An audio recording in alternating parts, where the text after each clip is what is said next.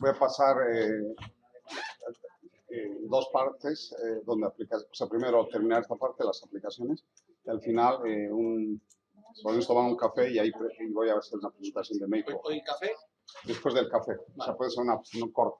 Bueno, buen día, muchas gracias por resistir esta maratón. Ha sido medio pues, demandante, 3 horas cada día. Bien, entonces, ayer finalizamos esta parte donde teníamos los objetos geométricos en lo que conocemos como Inner Product Null Space y al otro lado el Outer Product Null Space, que prácticamente es como el cálculo dual. Entonces, voy a hacer un dibujo, por ejemplo, en G3, 0, 0, teníamos 3, la base ortonormal, 3 bivectores y el pseudoescalar, ¿no es cierto? Entonces, el principio de dualidad, debía haber tenido esa transparencia aquí, pero recién la encontré de David Hestenes. Si este es el escalar,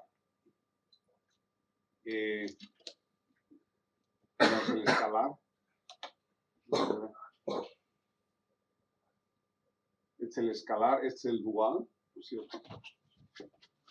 Y aquí tendrías E1, E2, E3, y esto es E2, E3, E3, E1, E1, E2. Y el operador para hacer esa reflexión, bueno, hay que tener cuidado, no es la reflexión de la operación, pero este triángulo, si se lo rota, entonces tienes las asocias con entre la parte real y la parte dual. Y allá tienes cálculos en la parte real y en la parte dual. También debo decirles que si se acuerdan del triángulo de Pascal, ¿no es cierto? Entonces, tienes 3,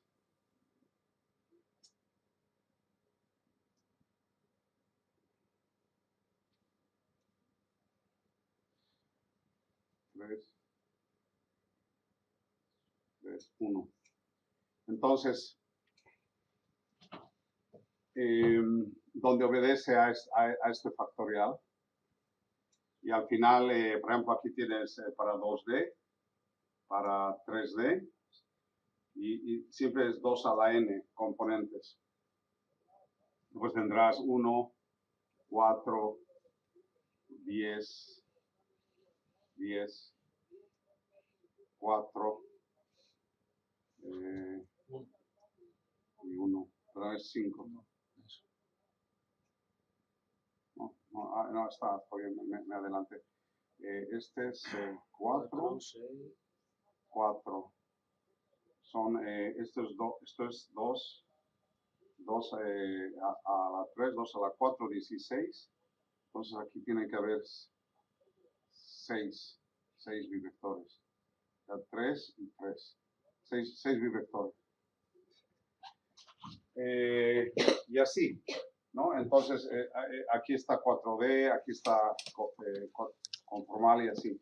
Entonces, lo interesante es que, bueno, esta es la cantidad de K vectores dictada por esa ecuación. Además, si ustedes recuerdan, en estadística, si yo convoluciono 2 de estas, me da esto. Y si yo o sea, sea una variable z, y esta es su distribución uniforme, y empiezo a convolucionar estas, voy tendiendo por el teorema del límite central. Entonces, hay siempre un concepto por detrás muy interesante. Triángulo de Pascal, distribución binomial, que se llama. Y además, el número está dado por por este factorial. Entonces, obviamente el factorial es el que rige el triángulo Pascal, esto, y también la distribución binomial. Ok, es un pequeño comentario. Bien. Entonces,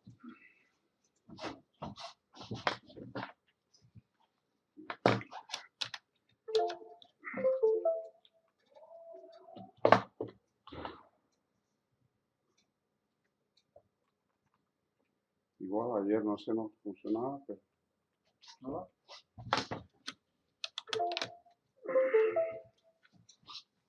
Va, ya vemos. ¿Recuerdan un comentario cuando estudiamos el cono de luz? Dije que el cono de luz es una parametración de la esfera de Riemann. Ok. Charles y Fourier en el pasado dijeron vayan a altas dimensiones y calculen con coordenadas, con coordenadas curvilíneas.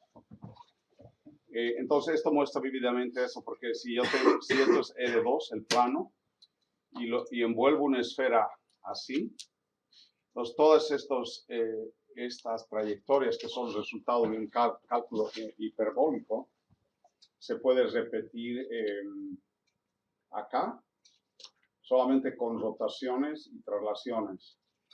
Entonces, de geometría hiperbólica, al elevarle un grado de libertad, tengo geometría, por ejemplo, acá se hace más sencillo, rotaciones y traslaciones. Entonces, en general, también hice un dibujo en el pasado. Si tú tienes información acá, ¿no?, y la mapeas a un subespacio, entonces vas a tener sobre los clústeres. Cada uno tiene un centroide, eso se mantiene, pero hay un problema de sobrelapado. Entonces, cuando yo quiero clasificar esto, mapeo en una dimensión mayor, entonces yo puedo encontrar lo que se llaman hiperplanos para separar. Aquí tendría que separar acá y es muy difícil, ¿no es cierto? Porque son curvas, son no lineales, mientras acá son hiperplanos óptimos. Entonces, este es un ejemplo que se da en lo que se llama Support Vector Machines de Babnik. Y la pregunta aquí es, que también ustedes de alguna manera preguntan, ¿cuál es el mapeo para llevar estos datos hacia aquí? Entonces, Alfredo, aquí quería hacer un comentario. La pregunta es, el objetivo es ir en mayor dimensión. Ya he demostrado en varios casos, por ejemplo, el mapeo de la matriz de proyección del espacio visual a la imagen, o acá, ¿no? Llevo toda esta información acá, o sea, envuelvo. Esto tiene dos coordenadas y la superficie también tiene dos coordenadas, o sea, dos ángulos. Y el objeto, la manera es llevar acá. Ahora, en el caso de clasificación de clusters, como acá, uso un kernel, y ese kernel, la pregunta es ¿cuál es? ¿No? Igual me dicen, ¿qué álgebra geométrica vamos a usar para un problema? Entonces en el caso de Support Vector Machines, tú tienes que explorar diferentes kernels. Entonces, ahí va. Uno de los kernels más útiles es usar esto así, ¿no es cierto? Bueno. O sea, un kernel de Gauss, ¿no es cierto?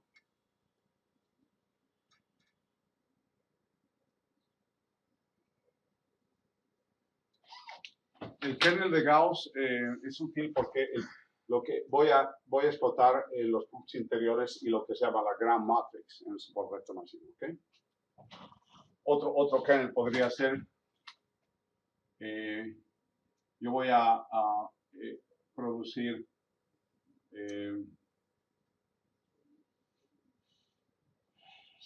por ejemplo esto, o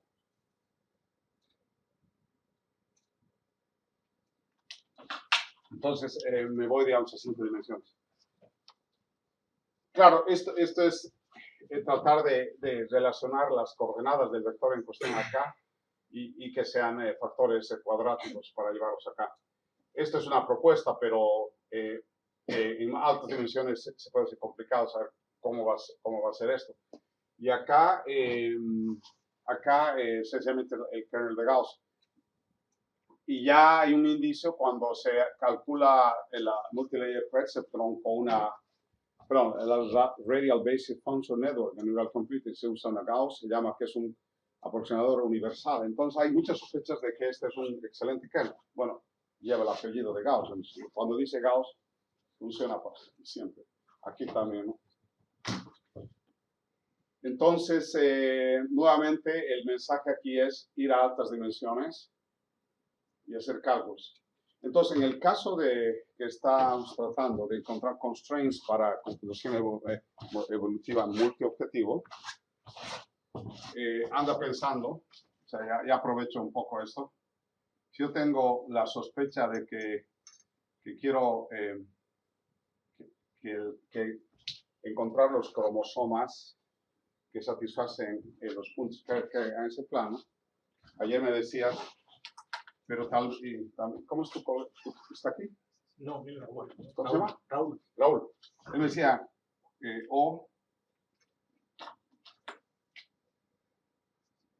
si es función 1, función 2, función 2. Disculpen que estoy dedicado a un problema concreto, pero con Paco habíamos planeado que durante las presentaciones la audiencia podía presentar problemas y hacíamos con un workshop o un taller. Entonces, cuando uno ve que están resolviendo un problema en termodinámica, dice, pero esto también lo vi acá, ¿no? O, digamos, en mecánica hay un análogo que es un circuito eléctrico RLC con el análogo en mecánica que es un pistón, una fricción y un compresor. Entonces, los conceptos son como invariantes. Lo puedo aplicar acá, lo transfiero acá, y al hacer eso no aprende mucho. Entonces, ahora, no pudimos hacer muchas horas de ese workshop que digo, lo hicimos entre paréntesis de los profesores, pero ahora estoy tratando de ilustrar porque tenemos un tiempo. Entonces, volviendo al tema, si tengo, digamos, el retrato de fase que se llama en control, que tengo dos funciones objetivos o tres. Entonces, claro, la primera intuición es una recta, pero puedo decir que esto sea así, o esto sea, digamos, un patch, así, ¿no es cierto? Entonces, eso es lo que ayer pensaba. Esta es la representación, digamos, como acá, ¿no? Entonces necesitamos un kernel. Entonces, en tu función de objetivo, tú vas la primera intuición es, por ejemplo, esta, ¿no es cierto? O asumiendo que para valores va a ser un valor. Entonces, etcétera.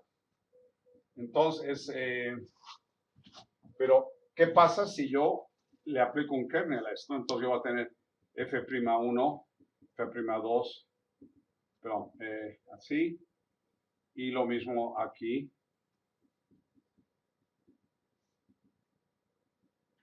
Ok.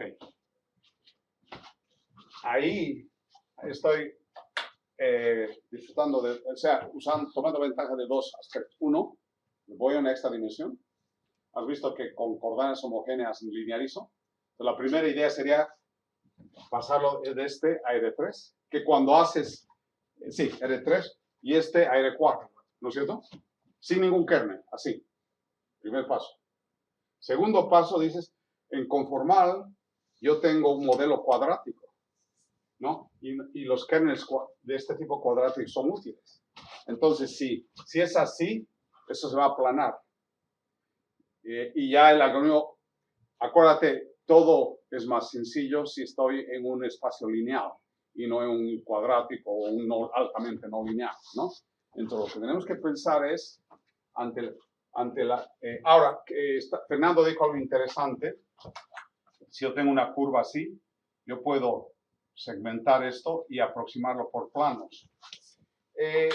Sí, alguien podría decir, no, yo puedo hacer lo mismo, lo voy a aproximar con parábolas, ¿no? Estaríamos entrando al terreno de las curvas de aproximación que cambian de grado, o sea, 1, aproximación lineal, 2, parábola y cúbica, etcétera, ¿no es cierto? Bien, entonces, estos trucos son antes de entrar al algoritmo de computación evolutiva. Solamente estás aliviando la complejidad y tratando de linearizar, ¿no es cierto? Entonces, después vamos a conversar. A mí no me gusta porque en la experiencia con support vector machines no trabajas por partes, es global. Entonces, ¿qué haces? Si esto es así tan feo, después va a tener un hiperplano óptimo, que es un hiperplano, plano, ¿no? Entonces, en este caso, son herramientas que tú dices, yo voy a trabajar localmente, pero no es necesario, ¿ok? Entonces, yo iría para explorar esta idea. Entonces, lo que vamos a hacer después, nos vamos a sentar y vamos a escribir exactamente cómo son las ecuaciones, ¿ok? Vale. Hay varias funciones. Si ya estoy dando esta noche, por ejemplo, podríamos resolver también el problema del viajero. Por supuesto, sí. La ruta óptima en diferentes sitios, sí. donde empieza a meter restricciones. Exacto. Podemos generar parecido a la ruta del robot que sigue, sí. pero con pesos que también lo podemos resolver con genética. Sí. Luego te lo... Ok. Esto es B-splines, ¿no es cierto? Splines. No es necesario segmentarlo. La clave está aquí, ¿no? Si conseguimos eso sería... Ahora, busquen en la literatura si alguien, tal vez, para empezar, sencillo, si alguien hace una restricción de tipo matemático, podría ser, digamos, un polinomio o algo. Bueno, entonces, ¿cómo codifica? Entonces, ahora lo único que es codificar esto, que es inusual en ese dominio. Pero también nos debe acompañar, este concepto, que un punto, ¿no es cierto?, a una superficie, ¿no? Entonces, ese también es una cosa buena, porque al final del día, en Support Vector Machines, lo que tú haces, estos puntos, su proyección ortonormal, que es como la distancia de GS, entonces haces... lo voy a dibujar, haces al final una banda de resguardo como un tubo, y el hiperplano está en la mitad, entonces todos los puntos que tiene a una distancia, es slack variables que se llaman en los multiplicadores de Lagrange que traen, entonces haces una separación, entonces acá esto no necesariamente tiene que tocar, puede ser un poquito, siempre y cuando lo has linearizado, etc. Entonces esas ideas tienen que girar, pero siempre el mensaje es poderoso, ¿no es cierto? Yo me perdí el previo, supongo. No, llegaste a tiempo. No, pero el tema de las funciones que estáis intentando, lo que estáis hablando ahí, el problema que es que tiene dos variables y que están ligadas entre sí por una restricción. Sí. Pues sí, no, son tres funciones que son... No, espera, idea sí. Mira, este es un criterio, ¿no? Por ejemplo, el auto cuesta el costo y, digamos, la eficiencia del auto, si es chino por acá y si es Mercedes-Benz por acá, ¿no? Entonces, el comportamiento de la frente de Pareto, ellos me han explicado, estoy repitiendo lo que me han enseñado ayer, es esa curva. Nadie te dice que es una línea, un hiperpoloide o algo altamente no lineal. Solamente el algoritmo genético va a encontrar esta separación. Ahora, si asumimos que debe ser en la realidad en lo que corresponde, que no es línea, si es lineal es fácil. La ecuación del plano se acabó. No. ¿Un eje conocido y otro desconocido? ¿O no conocen ninguno, son como... Sí, pero bueno, la idea es que la red encuentre esa separación y en Support Vector Machine se llama el hiperplano. ¿Ok? Ya está. Eso quería. Entonces, por ejemplo, el problema del viajero. Quieres buscar la ruta óptima, por ejemplo, la más corta, pero la más corta no tiene que ser la más eficiente, sino porque puede gastar más combustible. tenga más. Quiero tener la ruta más corta, menos combustible, mayor seguridad para el conductor. Un multiobjetivo tiene 7 objetivos y al final, ¿cómo buscas todo eso? Bueno, a ver, para ustedes, ¿qué tal van? Gracias por los artículos. Para ustedes, estamos hablando de álgebra geométrica aplicada en computación evolutiva. O sea, alguien puede levantar la mano, puedo hacer en Classic Mechanics, lo puedo hacer en Quantum Mechanics, puedo hacer Quantum Computers. Me dice, no, quiero trabajar en Biotechnology. O sea, casi no hay.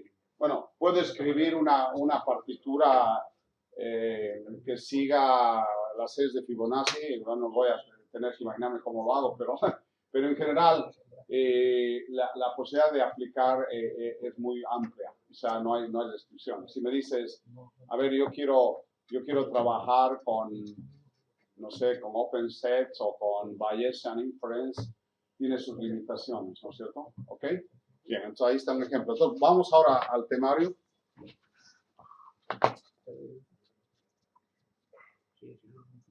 Miren, una de las ecuaciones importantes acá es que si tienes un objeto, por ejemplo un punto, y tú haces una reflexión, entonces si este es un plano, esta es la orientación del plano, si es X aquí, se refleja y obtienes acá. Entonces, hay una simetría con respecto a un eje, ¿no es cierto? Y es lo que Juan a un inicio preguntó, hay simetrías en los grupos, ¿no es cierto? Y es muy vívido es en los cristales, o sea, cuando hay un cristal en una cierta combinación, o sea, una cierta molécula, entonces la sal, por ejemplo, empiezan a aparecer cosas impresionantes, hermosas, porque son a través de reflexiones que cumplen ciertas propiedades de los grupos. Bueno, entonces acá, este plano acá, recuerdas que ahora en geometría conformal este es el plano, que es un vector, entonces que tiene una orientación acá. Entonces el primer punto se refleja aquí, ¿no es cierto? Y la distancia de GC es esta, que es normal. Entonces, acuérdense que utilizábamos una ecuación del tipo cualquier vector, yo lo puedo descomponer X en su proyección y su reacción, que se llama, ¿no es cierto? ¿Ok? Entonces, yo puedo restar X menos este, ¿no es cierto? Entonces, este sería la reacción. Este paso al otro lado. Y este es prácticamente un X por un bivector. Bueno, en este caso, por un plano y la inversa. Y aquí aparece un escalar. Entonces, nosotros en el pasado decíamos, me das X multiplico por B, X punto B, X wedge B. Este es un bivector, entonces la proyección o la reacción era X punto B por B a la menos 1 más X wedge B por B a la menos 1. Entonces, descompones el vector con respecto a un plano. O acá, descompongo el vector con respecto a un vector. Pero este es bivector. Puedo hacer un vector, como acá. Pero como el plano es un vector, puedo también hacer lo mismo. No necesariamente tiene que ser un bivector. Y entonces, bueno, ahí parece que tenía que caerse. Entonces, usando esa ecuación que acabo de escribirla acá, recordando que el producto geométrico entre dos puntos es AB, y el producto interior lo puedes escribir de esta forma, el 2 está acá, pero pues al otro lado. Entonces, observando bien esto, el producto punto va a estar dado por esta parte, que la ves acá. Entonces multiplicas el pi, etcétera, y obtienes al final esto. Entonces lo interesante es que has hecho una reflexión de este punto para llevarlo acá con el sándwich de dos planos. Entonces, esta reflexión que inicialmente yo escribí acá, con respecto a B, o sea, X con un, miren, vuelvo a escribir la misma ecuación acá, X wedge E. X es X punto E por E a la menos 1 más X wedge por E a la menos 1. Entonces, este es así, ¿no es cierto? Solamente con un rho. Entonces, estoy poniendo acá, respecto a un bivector o respecto a un vector. Pero como el plano es un grado 1, es un K-vector de grado 1, que es un vector, obtengo una expresión muy parecida a donde en vez de E uso pi. Pero pi es la representación de un plano. Entonces, observan que un objeto geométrico, eso es muy inusual en lo que ustedes conocen.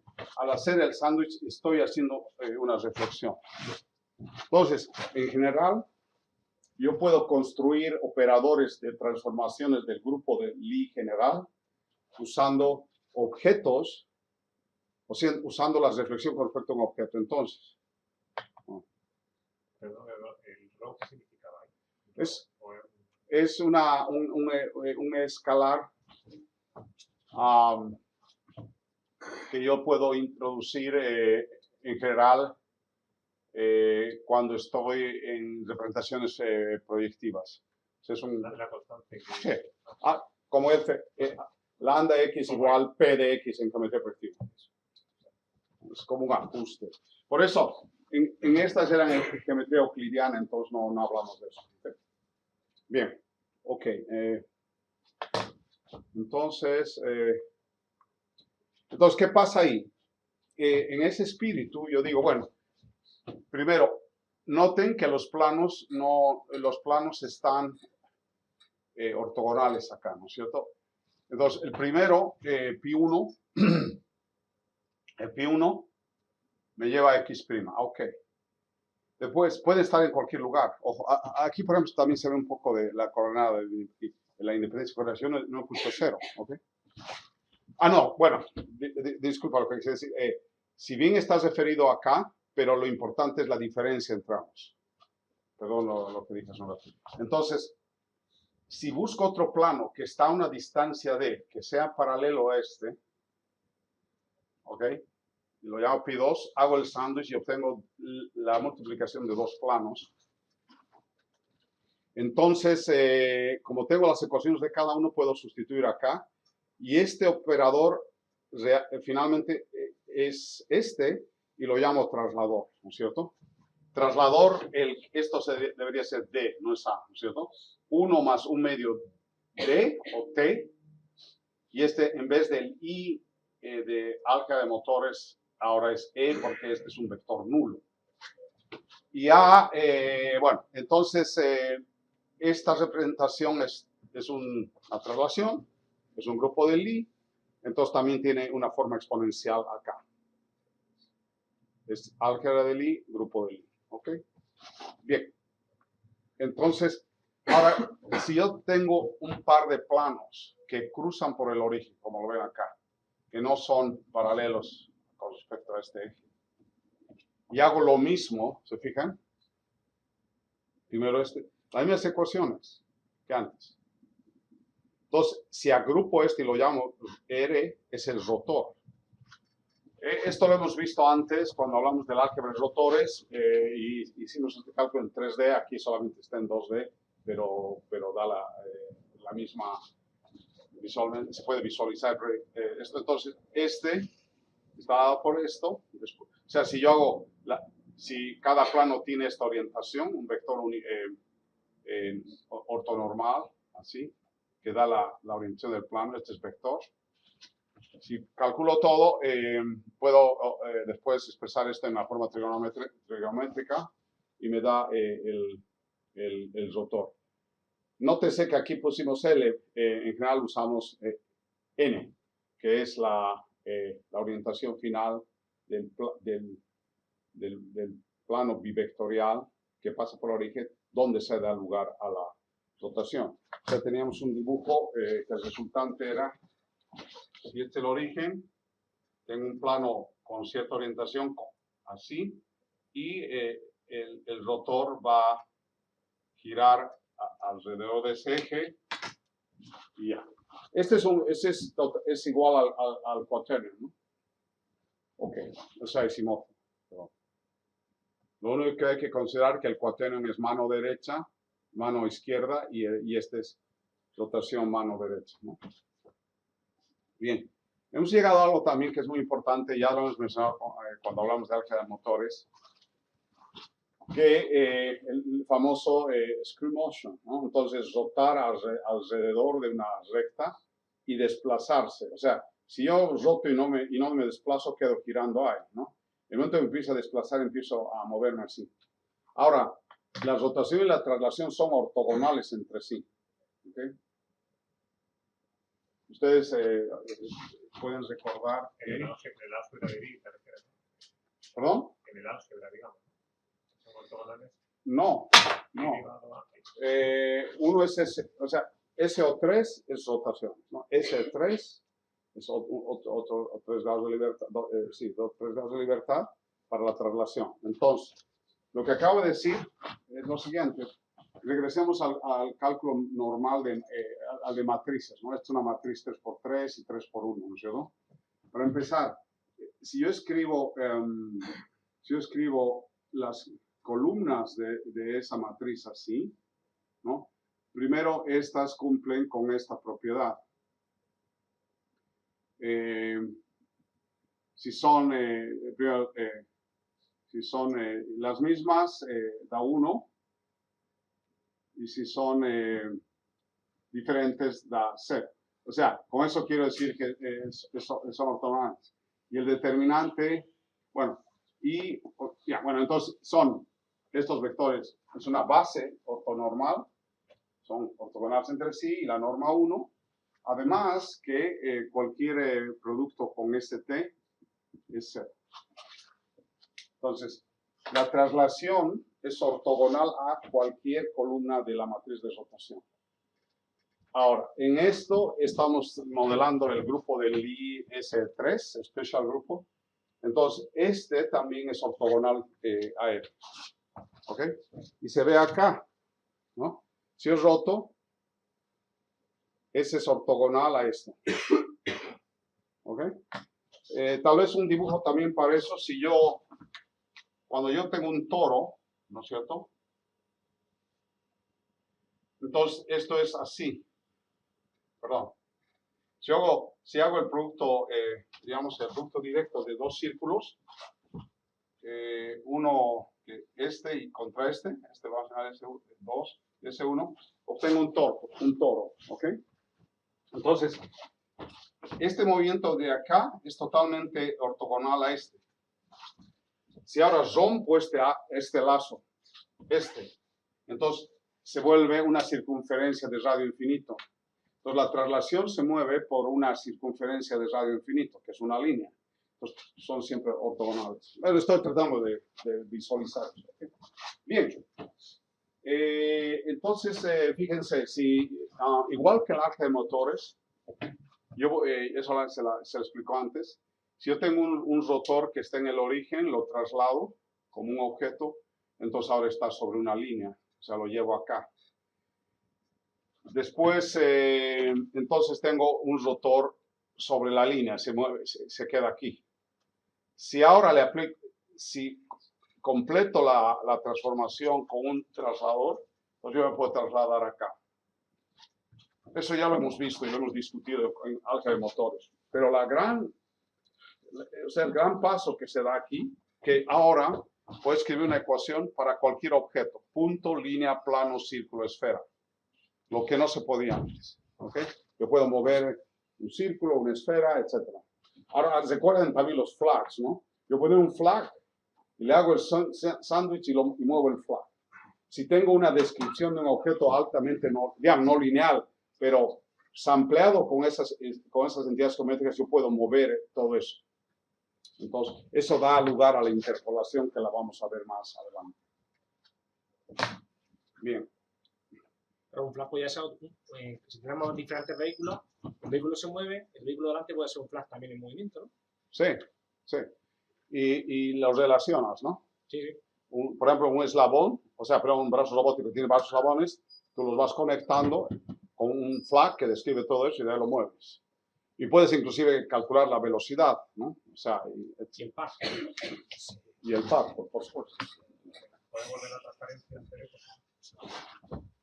para ver si siguiente. Depende del motor, ¿no? Es la última ecuación. Sí. El 1 más el medio del T por R, ¿no? Sí. Eso digamos que es ya el motor, ¿verdad? ¿No? Un multivector, ¿no? ¿Has estado en la álgebra de motores? No. ¿No? Bueno, sí, en la clase sí, pero no. A ver, creo que estuviste, ¿no? Sí, sí, sí. Este es este, ¿no es cierto? Entonces ahora lo escribimos así. Y este es 1 más. Antes lo escribíamos con el pseudoescalar que cuadría en 0, pero ahora ya no necesitamos porque tenemos un vector nulo, ¿no es cierto? Y ponemos t medios y el r.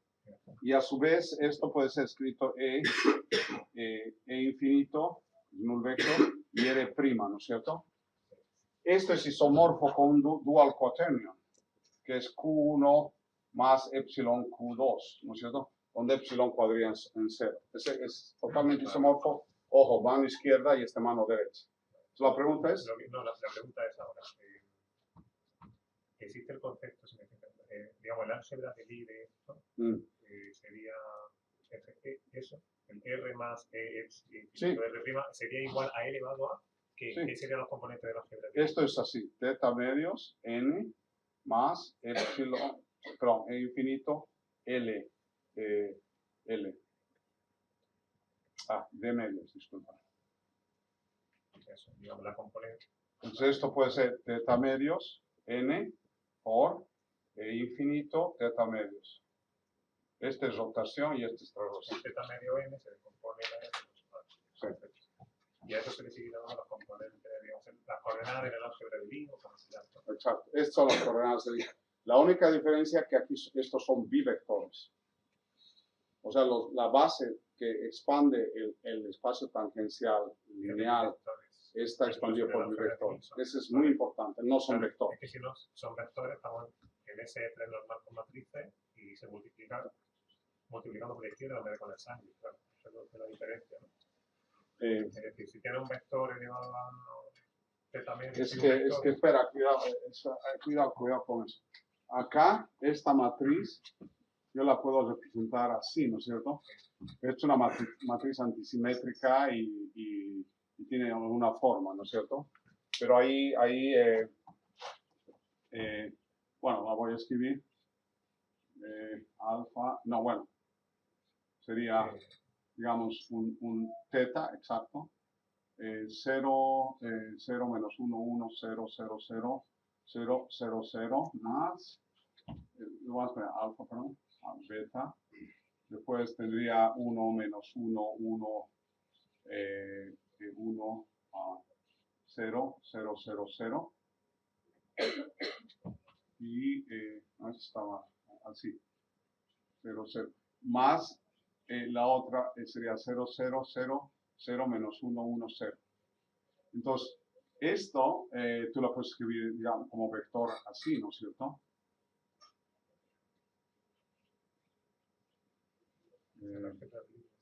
¿No? Que pertenece a R9, ¿ok? Entonces, es una matriz. Este es el generador de la base en álgebra de Lie de SO3, que es una matriz. Claro, lo puedes escribir así, pero acá no es vector, es un bivector. O sea, solamente un bivector. ¿Ok? O sea, esto sería, este n es nx, e2, e3, más ni, e3, e1, más nz, e1, 2. Este de aquí es tx, e2, e3, más ni, e3, e1, más tz, e1, e2, o tx, e4, e1. O sea, si multiplico ahora con el infinito acá, voy a tener, perdón, e infinito por e1 más ti e infinito por E2 más tz e infinito E3. Son bivectores. No hay matriz. ¿Se acuerdan? Muchas gracias. Ya. Bueno, entonces sigamos adelante. Bueno, ahora, ¿qué pasa? Primero, hemos explotado. Tú, Alfredo, anda observando bien estas cosas. Tengo que ir ahora, tengo clase, luego vuelvo. Bueno, no hay paper entonces. Es lo que hayas amigo. Bueno, finalmente, un solo comentario. Tengo grabado, luego lo digo. ¿Te acuerdas el frente de Pareto, no es cierto? Y ahí empiezas a mostrar por acá. Entonces, esta es una superficie cuadrática, ¿no es cierto? ¿Ok? Ya. Bueno, entonces, hemos hablado de reflexiones con respecto a plano. Nos hemos hecho expertos cuando hablamos del rotor y después ahora el rotor y el traslador. Pero entonces, si yo tengo ahora una esfera y la reflexiono acá, con el mismo concepto yo puedo usar la ecuación esta de la proyección. De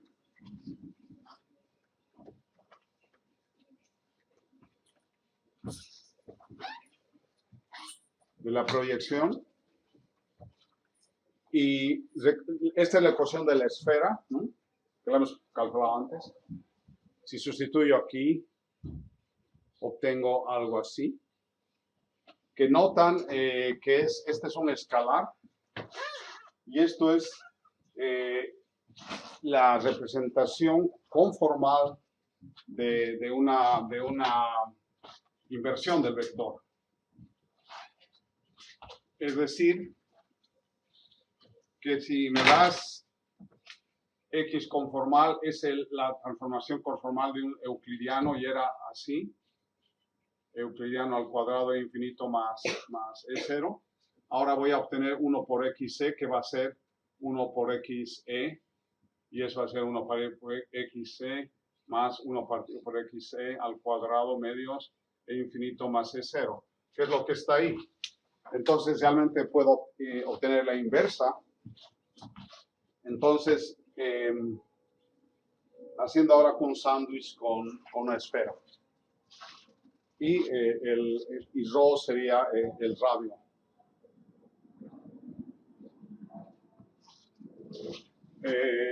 La anterior era general y ahora pues puedo usar esto como cociente de radio. Bien, ¿qué pasa si el mismo procedimiento hago en dos reflexiones con respecto a una esfera? Pero sabemos ahora que las reflexiones de esfera es una inversión. Entonces, primero, con respecto aquí, veo acá, y después aquí, ¿no? La inversión acá. Entonces, esta primera esfera es de radio 1, y esta es de radio 2. Entonces, cuando aplico dos sándwiches con esos dos objetos geométricos, esferas, puedo obtener lo que se llama un operador dilator. Y esa es la ecuación del dilator. Entonces, ¿qué significa? Que, como ven acá, yo vengo primero de aquí a acá y de aquí a acá. Entonces, este punto lo estoy dilatando.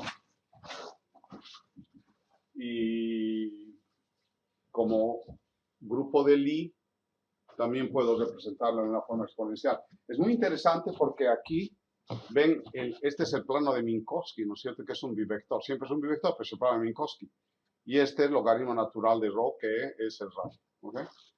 Entonces, ahora hay una cosa también hay que mencionar que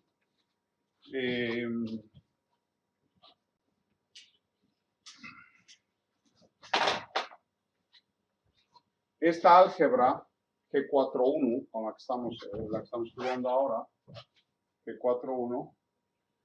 Una pregunta, Eduardo. Dilatar no, o sea, aquí ya no es multiplicar por una constante. A ver, es muy buena pregunta. Si yo tengo en R1 un vector acá, puedo escribir alfa B, ¿no es cierto? Con lo que acabas de decir, ¿no es cierto? Pero ahora estás trabajando con entidades geométricas. No es muy obvio decir, si multiplico por una constante, por ejemplo, mi plano va... Recuerdas que un plano es un subespacio, no tiene límite. Entonces, ¿qué va a consistir, no es cierto? Pero ahora, además estás en un modelo cuadrático, no es... en geometría euclidiana, si rotas esto, puedes escribir cada punto con esto. Estamos hablando con matrices, ¿no? Estos son los puntos Y, por ejemplo, y este nuevo X, ¿no? Después, si lo trasladas, pues ahora este está por acá, ¿no es cierto? X, R, X, más TI. Ahora, traslada. Si haces lo que acabas de decir, ¿no es cierto? Entonces yo voy a tener, bueno, antes, en algún lado, entonces, si yo ahora quiero esto, ¿no? Entonces, esta parte, entonces ahora sí lo he dilatado, ¿no es cierto? Pero notas que no estoy multiplicando a t, sino estoy a la operación acá, ¿ok? Entonces, en general, cuando tú tienes el grupo SO3, ¿no? Después, este es su grupo del similitud. No recuerdo bien cómo es que escribo similitud. Este es R, este es alfa, ¿no es cierto? Después está el grupo afino, ¿no es cierto? Y está el grupo proyectivo. Entonces, en Computer Vision vimos algo así, ¿no es cierto? Entonces, si yo le pongo un S acá, un escalar, entonces este es el grupo, es el euclidiano, es el grupo similitud, esta es una transformación afina, y la composición de eso es el proyectivo. Es como en geología, es la estructura geológica, ¿no es cierto?, con capas.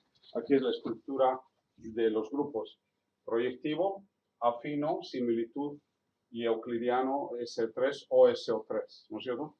Entonces, cuando tú preguntabas, no es solamente, digamos, algo así, sino es con respecto al grupo. Por eso acá yo no puedo multiplicar por alfa todo, es respecto a la rotación. Bueno, aquí en este ejemplo, esto es, digamos, geometría euclidiana, ¿no es cierto? Estoy dilatando, ¿no? Si yo aquí ahora le aplico una cosa así, ¿no? Es una matriz 3x3 con entradas de diferente valor. Es una transformación afina, ¿no es cierto? Entonces, en este caso, yo voy a obtener lo que se llama share 1 y share 2.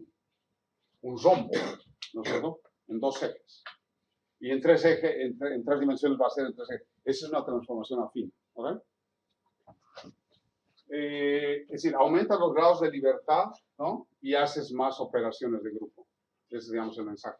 Acá, el escalar tendría que aumentar el radio, ¿no? Para que se dilate con respecto a eso. Ahora, como es un solo grado de libertad, yo dilato isotrópicamente. O sea, todo igual. No tengo esto. Aquí solamente un escalar es agrandar el cuadrado, ¿no? Y aquí igual. Entonces, acá la dilatación es un operador isotrópico. O sea, nada más. Pero en las aplicaciones nosotros necesitamos elipsoides, ¿no? Necesitamos cosas así. Entonces está limitado esto. Ahora, hasta ahora hemos estado hablando que hay algunos casos de curvas no lineales. Entonces yo les decía que, por ejemplo, si yo tengo esta trayectoria, yo puedo interpolar, digamos, así, ¿no es cierto? ¿Ok? Estoy interpolando esta curva y solamente posicionando los círculos de radio que lo puedo adaptar. Entonces, puedo hacer un sampleo de una trayectoria no lineal usando la dilatación, la rotación y la traslación.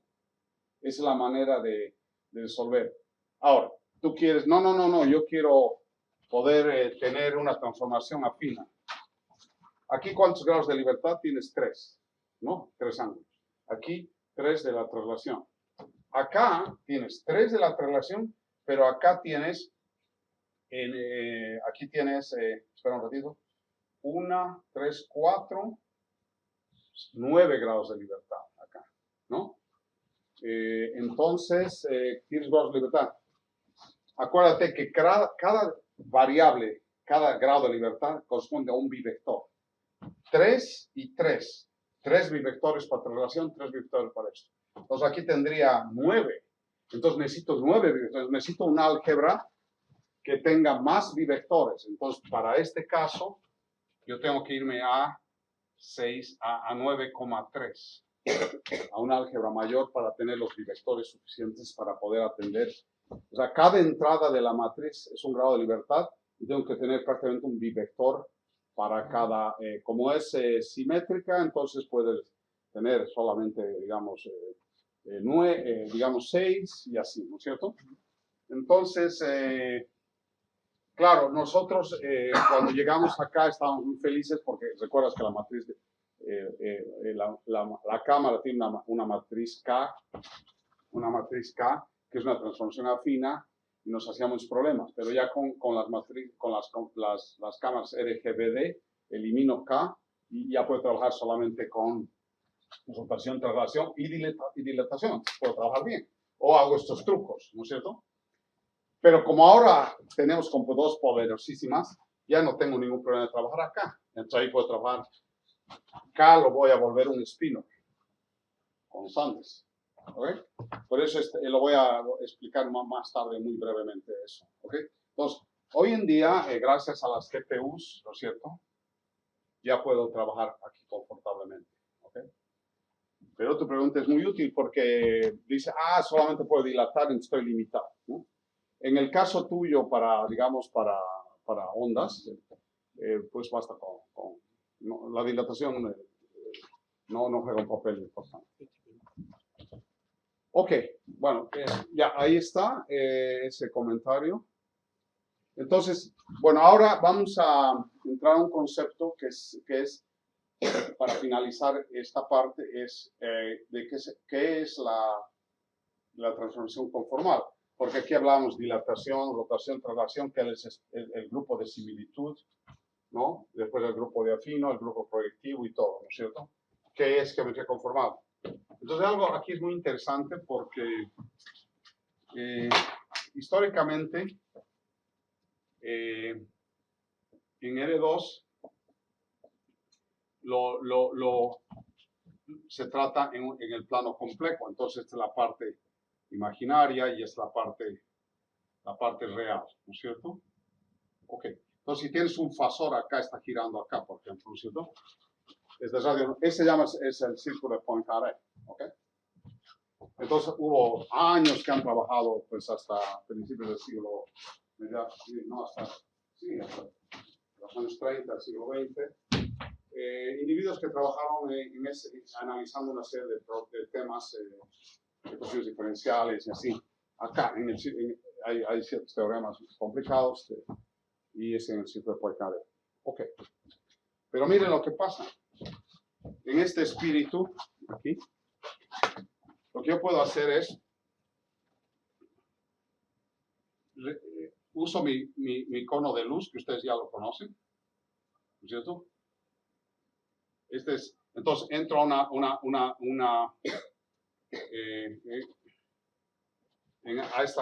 este espacio, ¿no es cierto? Pseudo-euclidiano. Dijimos que el cono de luz es una parametrización de la esfera de Riemann. Ok.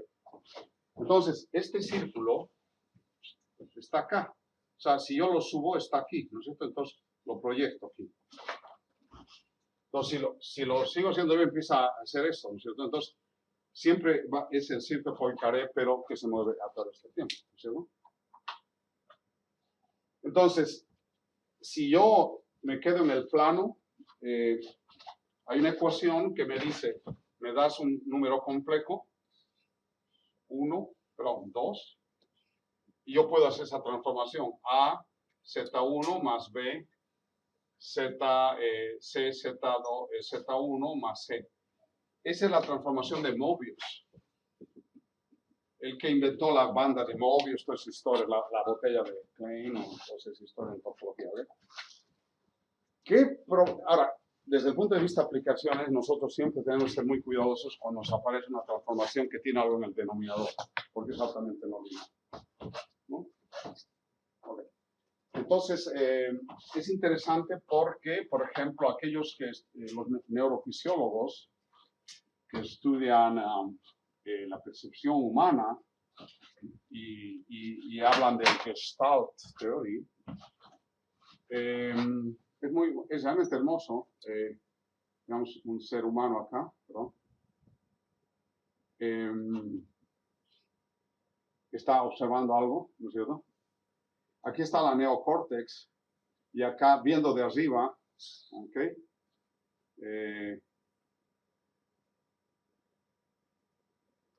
Aquí hay, digamos, los nervios ópticos, y esto, aquí está la retina, y aquí está la neocorteza.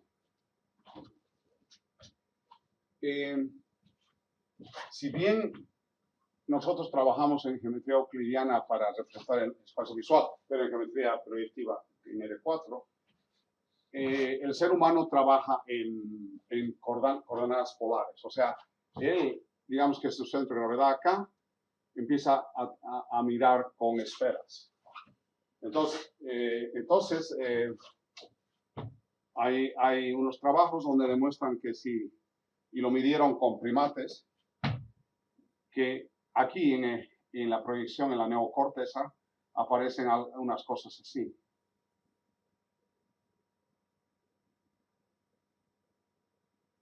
Que es un mapeo como esa ecuación, Mobius. O sea, ¿no? Entonces,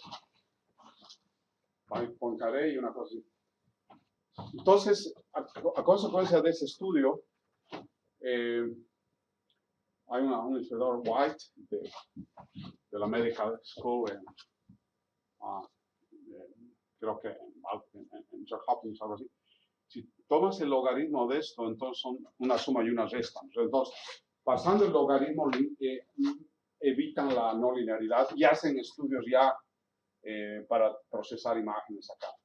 Por otro lado, el mundo, si yo tengo x de 1 más y de 2, es puntos, entonces yo los puedo representar algo así, ¿no es cierto? Con coordenadas polares.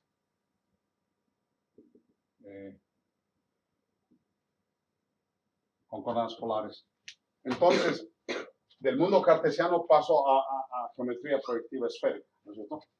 Entonces, ¿qué fue fascinante acá? Cuando vi eso, yo dije, otra vez hay una evidencia biológica que yo puedo modelar el sistema humano con geometría conformal. Entonces, hemos trabajado en el pasado y todo esto, toda esa ecuación, otras cosas, lo trabajamos en geometría conformal. Entonces, la información viene, o sea, la naturaleza a través de la evolución en el sistema de percepción humana ha reconstruido un principio que es mapeo conformal. Ayer, hablando con Fernando Fernando, ¿cómo se llama? Con Alfredo, con Raúl. No. El encargado de toda la administración de acá. Francisco Manzano. Francisco Manzano me explicó de que Leonardo da Vinci diseñó una escalera en el Chateau, no sé dónde, en París, para un noble, de tal manera de que no se encuentre con su esposa cuando suben así, una cosa chistosa. Pero lo hizo Leonardo da Vinci. Y después, en el DNA, esos helicoides tienen una cierta proporción geométrica. Entonces me le pregunté cómo lo hizo, fue a la suerte, y dije, no, hay un invariante geométrico que en su razonamiento como ingeniero mecánico de Leonardo da Vinci lo usó, y en el GNA también hay una cinemática y se cumple, o sea, no es, ¿por qué tan exacto? Porque es como un invariante, ¿no es cierto? Que existe como la ley del aura que la usa Le Corbusier también para sus construcciones, etc. Entonces, si el ser humano en forma abstracta desarrolla la geometría conformal, Las arquitecturas veloces también usan esos principios, entonces es fascinante, ¿ok? También hace eco, ahí va, para ti, José Luis, hubo un autor que se llama,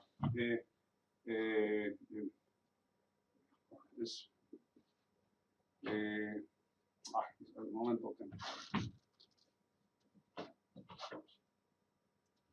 ya lo voy a recordar en un momento. Escribió en los años 60 unos papers que tuvo la osadía de modelar el sistema de visión humana usando grupos de Lie, ¿no? Entonces, Hoffman,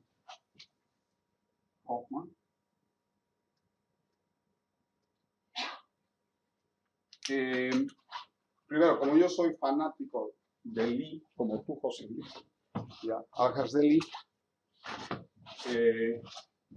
este individuo escribió un paper más o menos describiendo esto, todo hasta la neocorteza, usando grupos de Lie. Entonces, ese individuo fue muy criticado en la comunidad por la osadía de decir neurofisiología, pues matemáticas abstractas, dónde está y el ruido y todas esas cosas. Lo ha atacado muchísimo. Para mí es para mí como un gurú, o sea, realmente hasta ahora siempre lo cito y todo. Aprendí de él. La única diferencia es que él usa matrices, cálculo vectorial para los grupos de Lie conformal y todas esas cosas. Y yo uso algeometría. Entonces, la corrección de eso es. Entonces, escribí un paper repitiendo eso. Inclusive la memoria, es curioso, él dice que la memoria son como helicoides. Aquí es un chunk of information, es decir, aquí está tu abuelita, regresas después de 10 años y todavía las reconoces, ¿no es cierto? Entonces, es el tiempo. Entonces, la información se compacta en esas trayectorias, que sería la Lorentz Transformation. Entonces, puede modelar todo eso. Bueno, esa misma cosa, sin esto, yo la expliqué en conformal, inclusive con experimentos con un humanoide, y repetimos toda esta historia, pero en computadora. Finalmente, gracias a eso, pude dar el salto. He trabajado 17 años para modelar el fenómeno del color como grupo de Lie. Es medio raro. A ver, Juan, te digo a ti, ¿crees que el fenómeno del color puedo modelarlo con el grupo de Lie con métrica de Minkowski? Él dice, who knows, right? O sea, es medio raro. O sea, tienes un problema de, digamos, de tribología o termodinámica, o viscosidad, no sé, claro, viscosidad es cosa no lineal, pero dices, ¿puedo modelar con un grupo de Lie? O vas a genética y dices, esta cosa puedo,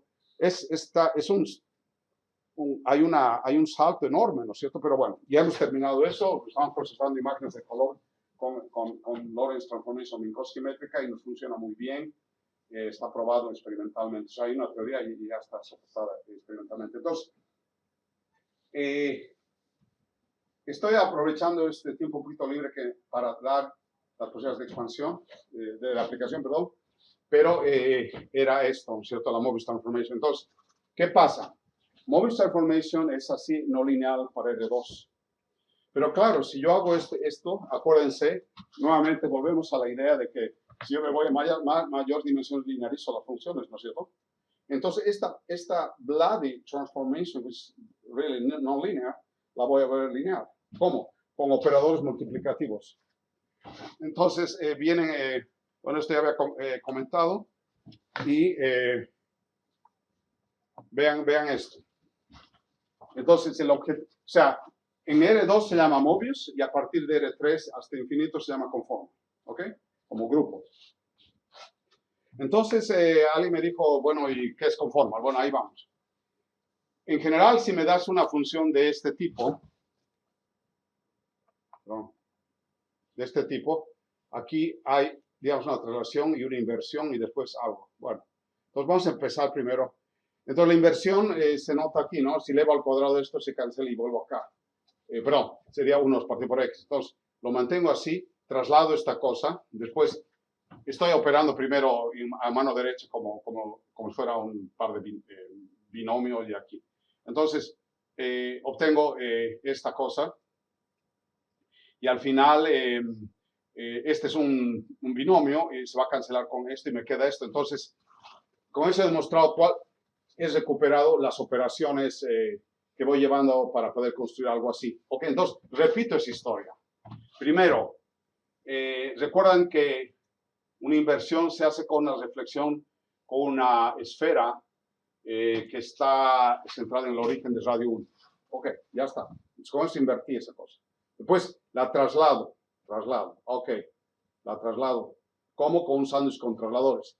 De ahí la vuelvo a invertir con un nuevo esfera. Entonces, y obtengo esto. Entonces, si ya pongo este punto en forma euclidiana, perdón, sí, es euclidiana. No, sí, euclidiana. Voy operando con esta sucesión de operadores y obtengo lo que yo quería, que es un mapeo conformal. Entonces, el mundo euclidiano lo estoy mapeando a través de una transformación conformal. ¿Y cuál es? La llamo G y consiste de, digamos, al final, como hay un sándwich, rotación, traslación y dilatación. Esta es la operación. Y vean, es una sucesión de operadores multiplicativos, claro, a través del producto geométrico, que es lineal, ¿no? Entonces he linearizado esta operación y pues puedo bien, entonces, a ver, espera, sí, un rato. Creo que hasta ahí. Sí, sí, lo que voy a hacer empezar ahora en las aplicaciones.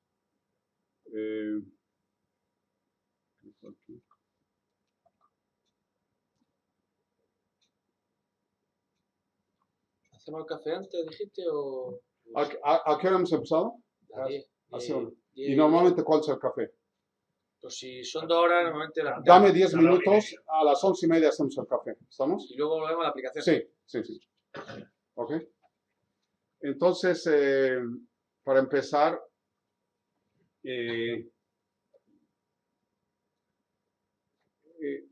sí, esto ya lo vieron. Sí, esto ya lo expliqué en la primera clase, pero esa faltaba, esa transparencia. Esta es una transparencia de David Hestenes y esta es, digamos, la evolución de... Eso para ti debe ser muy interesante, obviamente, y la estás reconociendo, obviamente. Si partimos de Synthetic Geometry de Euclides, 300 años before Christus, Syncopated Algebra, Diofantes, Analytic Geometry de Cartes, el siglo pues, XVII, Complex Algebra, Bexel, Gauss, aquí aparece la orosfera, por ejemplo, y en esta época aparece Quaternions por Hamilton y la álgebra extensiva, que es por el wedge product de Grassmann, las álgebras de Grassmann. Y aquí viene William Clifford y combina estas dos y produce la Clifford Algebra. Paralelamente aparece el cálculo de Gibbs, ¿no? Que hay toda una discusión. Él usa el producto cruz y el número imaginario, mientras acá está todo dentro y él se estimula con las ideas de Hamilton para poder hablar de cálculo vectorial que influye a toda la ingeniería hasta hoy, ¿no? Él está tratando ahora de describir las cosas como deben ser en vez de usar el producto cruz y el número imaginario. Después aparece la matriz álgebra, determinantes, spin álgebra, Pauli-Dirac. ¿Dónde está Sophus Lee aquí? Okay, falta esta, aquí debería haber, por acá, sí, por acá debería estar Sophus Lee Sophus Lee es el que genera la cálculos de simetría para la matemáticas moderna, que la usa Einstein también. Bueno, aquí tensor Ricis, etcétera, differential forms de Cartan y así. Entonces, lo interesante es que a través va pasando el tiempo, se van añadiendo más grados de libertad al sistema, por ende crecen los axiomas puedes mantener conmutatividad o perder asociatividad o ambos, como en los octoniones y así. Entonces, al final, tú puedes observar que en Geometric Algebra, llamado Geometric Calculus, puedo disfrutar, todo está ahí. Ahí falta, por ejemplo, los simplex que mencioné, no puedes trabajar con simplex, o puedes usar las double o álgebras de Giancarlo Rota, ¿no es cierto? Que es el álgebra de incidencia. Entonces, si a ti te dice, oye, vas a modelar un problema en física o en ingeniería o computer science y vas a estar acá, entonces te sientes cómodo. Porque no. El problema es que prácticamente ingeniería es como una manera de una ensalada, ¿no? Cuando necesitan esto, trabajan acá, regresan. Cuando tienen problemas, se van a los cuaternios. Entonces, eso está mal si queremos desarrollar Perception Action Systems, o sea, Real-Time Intelligent Machines. Entonces, la pregunta es, pues, te retiras un poco y dices, en un aproximamiento científico, ¿cuál es el sistema matemático adecuado? Entonces, acaban de ver, después de todas esas clases, que conforme Geometric Algebra te ofrece muchos recursos para modelado, representación, y además real-time. ¿Por qué? Porque calculas con menos coeficientes, además linearizas las funciones. Entonces, estoy repitiendo eso porque es, digamos, la motivación para después entrar a las aplicaciones. Normalmente nosotros vivimos en un sistema gravitacional. Nuestros sensores y nuestra mentalidad está acondicionada para pensar en Newton, physics y mecánica clásica y métrica euclidiana. ¿Y por qué me voy a ir acá? ¿Será por elegancia y una arrogancia de sofisticar todo y calcular de una forma impresionante? La respuesta, yo me voy a altas dimensiones porque primero linearizo funciones, lo he dicho permanentemente, y por otro lado puedo eliminar coeficientes redundantes, encontrar invariantes, ¿no? Invariantes es algo que ante la acción de un grupo se mantienen ciertas relaciones. Por ejemplo, si hago el Special Euclidean Group, después de la acción del grupo se mantienen los ángulos en 90 grados y las relaciones entre los segmentos es constante. Y si hago una transformación afina, la acción de un grupo afino, ¿cuál es el invariante que queda? Por ejemplo, las paralelas se mantienen, ¿no? Y si ahora aplico un grupo proyectivo, lo que sobrevive no eso, porque es más demandante. Por ejemplo, el cross ratios, relaciones entre segmentos y así. Entonces, ese estaba dentro del programa de Klein. Después de la acción del grupo, ¿cuáles son los invariantes que quedan? Y así, entonces, yo puedo disfrutar todo lo que estoy comentando. Cuando he linearizado esos mapeos, elimino. Entonces, ahí viene la paradoja. Si yo me voy a altas dimensiones, no, va a ser mucho cálculo, y yo no voy a tener tiempo con la computadora para calcular todo eso. Pero si calculas con matrices y tienes que hacer 10 a la 15 cálculos, ¿no? Digamos en un minuto.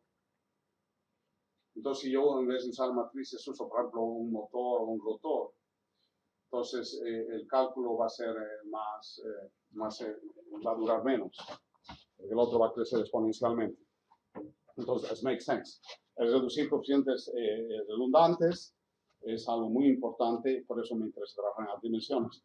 Por otro lado, si yo estoy buscando constraints, ya he mencionado varias veces constraints, no los descubro fácilmente con matriz open source, porque ahí es mundo etéreo, dry mathematics, ¿okay?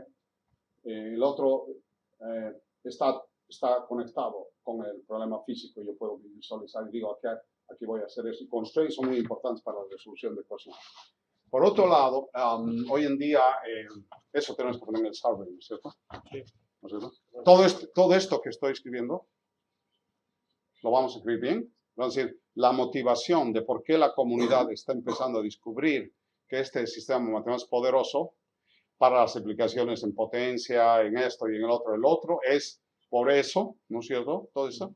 Y además por esto. ¿Por qué? Igual que Deep Learning, porque Deep Learning sin GPUs no hay Deep Learning. tienes que calcular 70 millones de parámetros.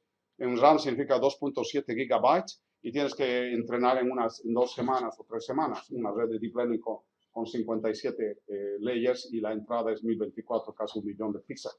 Entonces, si no hay GPU solo, no puedes trabajar. Es igual que en los años 50 aparece ENIAC, la primera computadora, hacen una transformada de Fourier después de una imagen de 100%, ¿no? Hoy en día, puedes hacer cosas así.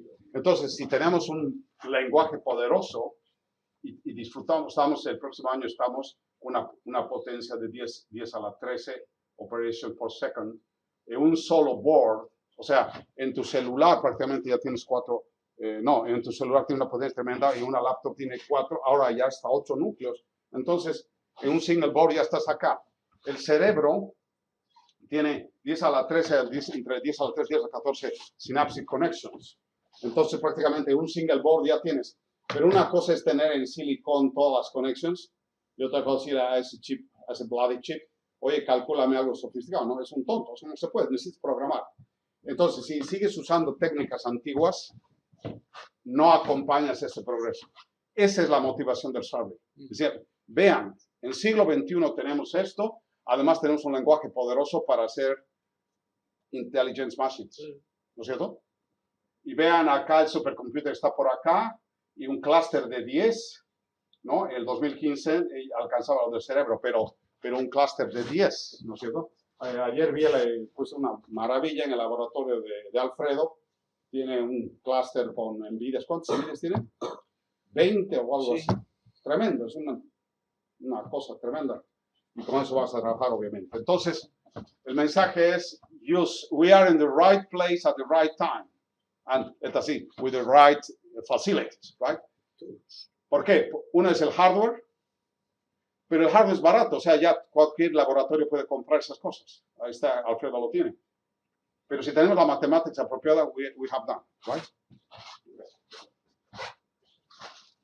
Bueno, esa es la motivación. Y bueno, entonces, otra cosa, esta cosa curiosa es el null count.